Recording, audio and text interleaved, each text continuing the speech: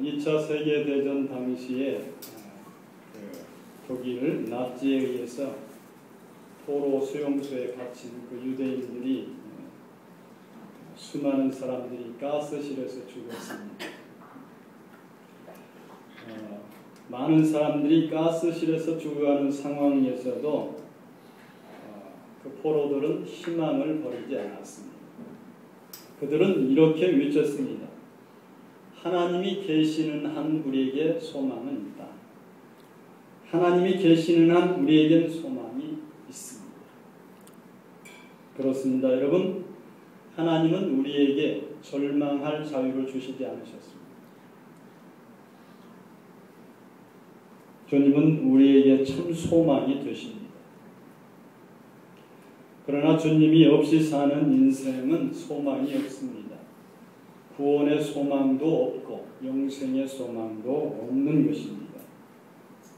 하나님 없이 사는 인생은 마치 썩은 나무를 의지하여 서 있는 것과 같은 것입니다. 독일에 살던 한 청년이 가난과 외로움을 견디다 못해서 삶을 포기하려고 했습니다. 그런데 그만 그 시도가 잘못되어서 죽지도 못하고 그냥 땅바닥에 곤두박질 쳤습니다. 땅바닥에 쳐 박히면서 정신이 바짝 들었답니다. 그 순간 그의 생각이 바뀌면서 죽음 직전에서 죽지 않고 살아난 것이 너무 감사했습니다. 내가 죽다가 살아났구나. 참 다행이다. 마음을 고쳐먹고 그래 한번 열심히 살아보자 라고 결심하고 노력해서 세계 최고의 피아니스트가 되는데요. 그 사람이 바로 쇼팽 음악의 최고 권위자인 루빈스타인이라는 사람. 여러분, 사람이 절망에 빠지면 모든 것을 포기하게 되지만 그러나 똑같은 사람이 희망을 가지면 위대한 인물이 됩니다. 절망을 죽음에 이르는 정이라고 말한 철학자가 있었습니다. 그러나 여러분, 소망은 생명을 줍니다. 그러므로 우리는 언제 어디서나 희망을 잃지 말아야 합니다.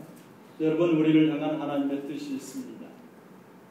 우리가 아무리 연약한 존재라고 할지라도 우리는 지금 하나님의 뜻을 이루어가고 있는 과정 중에 있는 그런 역사적인 존재들입니다. 그처럼 우리는 우리 자신을 귀하게 볼 수 있어야 하는 것입니다.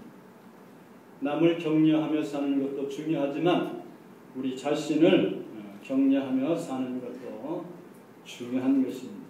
여러분, 희망은 소중합니다. 오늘 본문은 에레미야의 모습을 통해서 희망의 소중함을 우리에게 일깨워주고 있습니다. 오늘 본문 읽지는 않았습니다만 1절에 보면 유다의 마지막 왕인 시드기야 10년에 하나님의 말씀이 에레미야에게 임하게 됩니다. 하나님을 떠나고 불순종한 유다가 바벨론에 의해서 멸망하게 될 것이라는 그런 말씀이었습니다. 그리고 그것을 시드기야 왕과 백성들에게 알리라고 말씀하셨습니다. 2절 말씀에 보면 그때 바벨론 군대가 예루살렘을 포위하고 있었는데 그 상황에서 에레미야 선지자는 자기의 조국인 유다가 멸망한다고 예언했다가 그것 때문에 유다 왕의 미움을 사서 결국 감옥에 갇히게 되었습니다. 그때 일어난 일이 바로 오늘 본문의 내용입니다. 오늘 본문 6절 7절의 말씀 보면 에레미야가 옥중에 있을 때 그의 사촌 하나멜이 그를 찾아와서 기업물을 볼 리가 있으니 아나돗에 있는 자기의 밭을 사라고 말합니다. 그 말을 듣고 에레미야는 은 17세겔을 달아주고 그 밭을 샀습니다.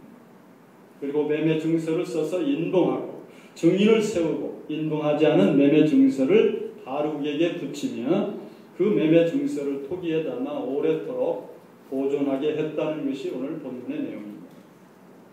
이 본문은 우리에게 몇 가지 중요한 교훈을 가르쳐줍니다. 먼저 우리가 어떤 사람이 되어야 하는가를 가르쳐줍니다. 오늘 본문에서 왜 하나멜은 감옥에 있는 에레미야를 찾아와서 자기의 밭을 사라고 했을까요? 에레미야에게 상속권이 있다고 하면서 왔지만 곧 멸망당할 나라에서 땅을 가지고 있는 것보다는 현금을 가지고 있는 것이 낫겠다는 속셈이 있었기 때문이었습니다. 에레미야는 그런 하나멜의 속셈을 다 알고 있었지만 아무 말 없이 그의 밭을 사줍니다. 그가 그렇게 한 첫 번째 이유는 어렵게 사는 사촌 하나멜을 돕고 싶었기 때문입니다. 그런 모습을 보면 에레미야도 참 대단합니다. 그는 지금 누구를 도울 만한 형편이 아닙니다. 오히려 누군가의 도움이 필요한 상황인 것입니다. 자신의 처지도 내일 어떻게 될지도 모르는 그런 상황에서 최선을 다해서 다른 사람을 도우려고 하고 있는 것입니다. 요즘 세상이 참 각박해졌다고들 말합니다. 예전에 비해서 우리는 훨씬 더 좋은 것들을 많이 소유하고 또 누리면서 살게 되었지만 우리의 마음은 그만큼 여유롭지가 못한 것 같습니다. 그래도 여러분, 우리가 마땅히 해야 할 일을 해야만 합니다. 빙점이라는 소설을 쓴 미우라 아야코는 평생 질병을 몸에 달고 살았습니다. 그러나 그녀는 장애를 딛고 주류 사회에 떳떳이 명함을 내미는 그런 소설가가 됩니다. 그녀의 그 유명한 소설이 탄생하게 된 이야기를 보면 그녀가 건강이 좋지 못한 상태에서 구멍가게를 하게 되었는데요. 앞집에 똑같은 구멍가게가 생겼답니다. 그녀가 보니까 그 사람들은 자기보다 더 어려운 사람들이었습니다. 그래서 어떻게 그들을 도울 수 있을까 생각하다가 자기 가게에는 새로운 물건을 들여놓지 않았다고 합니다. 그러니까 자연히 사람들은 앞집 가게로 가서 물건을 사게 되었고 그로 인해서 자기 집에는 사람들이 찾아오지 않게 되니까 결국 자기는 소설을 쓰기 시작했다. 결국 구멍가게는 문을 닫게 되었지만 그녀의 소설 빙점은 크게 유명해지면서 결국 구멍가게를 하면서 벌 수 있었던 돈보다 훨씬 더 많은 돈을 벌 수 있었다고 말합니다. 여러분, 다른 사람이 잘 되도록 도와야 우리도 잘 될 수 있는 것입니다. 다른 사람을 복되게 하는 일이 결국 나를 복되게 만드는 것입니다. 다른 사람이 성공하도록 도와야 우리도 성공할 수 있습니다. 이것이 성경이 일관되게 가르쳐주는 원리. 여러분, 축복의 원리는 대단히 단순합니다. 나누면 나눌수록 우리의 삶은 풍성해집니다. 나누면 나눌수록 하나님은 더 많은 것으로 축복하십니다. 우리가 다른 사람의 필요를 채워주면 하나님은 반드시 우리의 필요를 채워주십니다. 우리가 베푼 그대로 하나님이 갚아주십니다. 우리는 단순히 자신의 유익이나 만족만을 추구하는 이기적인 존재로 지음받지 않았습니다. 하나님은 우리를 베푸는 사람으로 창조하셨습니다. 이 진리를 깨닫지 못하는 사람은 하나님이 예비하신 풍성하고 기쁨 충만한 삶을 잃어버린 사람입니다. 여러분, 우리가 다른 사람의 어려움을 돌아보고 도움의 손길을 뻗는 것은 우리가 좋은 씨앗을 뿌리는 것과 같습니다. 우리가 씨앗을 뿌려야 하나님이 추수할 열매를 주시는 것입니다. 여러분, 말씀 앞에 열린 마음을 가져야 합니다. 본문에서 에레미야가 하나멜의 밭을 사준 더욱 중요한 이유가 있습니다. 그 이유가 오늘 말씀 15절에 나타납니다.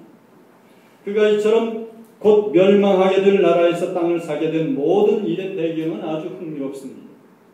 바벨론의 군대에서 유다가 망하게 될 위기에 처해 있음에도 불구하고 하나님은 말씀하시기를 유다가 다시 회복되고 사람들이 이 땅에서 집과 밭과 포도원을 다시 사게 되리라고 말씀하시는 것입니다. 에레미야는 오직 이 하나님의 말씀을 믿고 그 땅을 사주었습니다. 그는 이처럼 조국인 유다가 불순종과 죄악으로 말미암아 바벨론에 멸망당하겠지만 하나님께서 그 땅을 다시 회복시켜 주실 것을 믿었다는 것입니다. 여러분, 에레미야는 절망적인 상황 속에서도 희망을 잃지 않았습니다. 바로 하나님의 말씀이 그에게 있었기 때문입니다.